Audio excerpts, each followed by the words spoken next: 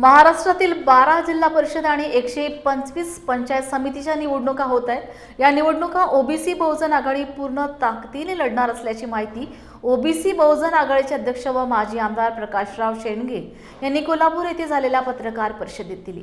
OBC समाजाचे दाखले घेऊन अनेक उमेदवार महानगरपालिकेच्या निवडणुका लढले आहेत।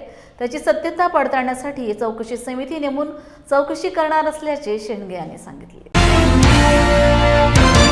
आता हे आरक्षण जे आहे हे आरक्षण टिकवायचं असेल तर आता सत्तेच्या माध्यमातून हे आरक्षण चाललेलं आहे आमचं। मग त्या सत्ता जी आहे ती सत्ता कायम ठेवून आमच्या काय कामाची आहे? त्या गरिबांचं आरक्षण जर लुटणारच असेल सरकार तर या सरकारला खाली खेचण्याचा कार्यक्रम जो आहे तो करायचा महाराष्ट्राचा तमाम ओबीसी नेत्यांनी आणि कार्यकर्त्यांनी ठरवला।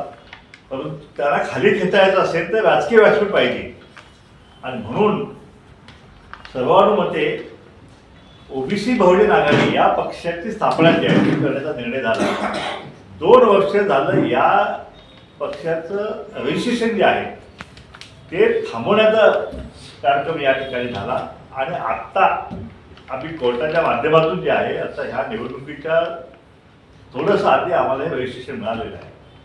वेळ आमच्याकडे नाही आहे तरीसुद्धा ही जी आता निवडणूक लागलेली आहे जिल्हा परिषद पंचायत समिती स्थानिक स्वराज्य संस्थांच्या निवडणुका आहेत। या निवडणुका म्हणजे या बालवाडीचा कार्यक्रम असतो बाल शिक्षण जे आहे तसा हा या निवडणुका आहेत। या निवडणुकांतूनच राजकीय कार्यकर्ते जे आहेत ते नेतेपदी जाऊ शकतात आणि म्हणून या निवडणुका ज्या आहेत पूर्ण ताकदीनिशी महाराष्ट्रावर लढण्याचा निर्णय जो आहे तो आम्ही या ठिकाणी घेतलेला आहे। ज्या ज्या ठिकाणी शक्य असेल त्या त्या ठिकाणी आम्ही आम्ही हे उभा करणार आहोत।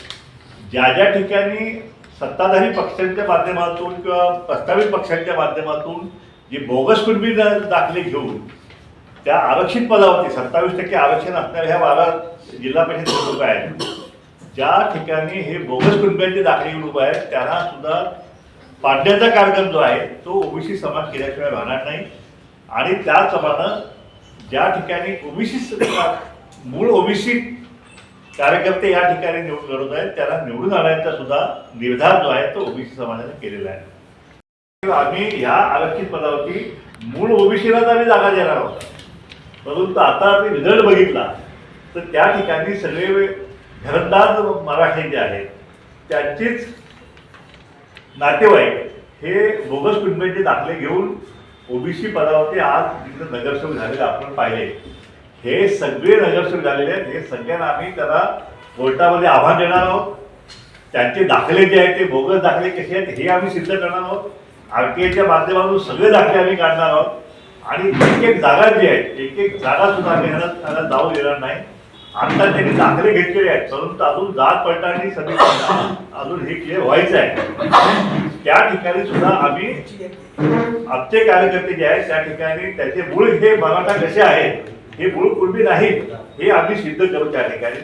आणि तरी सुद्धा सत्तेच्या माध्यमातून जर दबाव वाढून त्यांनी जर दाखले क्लिअर केले तर मात्र आम्ही हायकोर्टमध्ये जे आहेत ते आम्ही यांचे सगळे दाखले आम्ही कोर्टात आव्हान देऊ आणि ह्याला कुठल्याही परिस्थितीत ही पदं जी आहेत हे आमचं आरक्षण जे आहे त्या आरक्षणावरती आम्ही त्यांना पद होऊ द्यायचं नाही।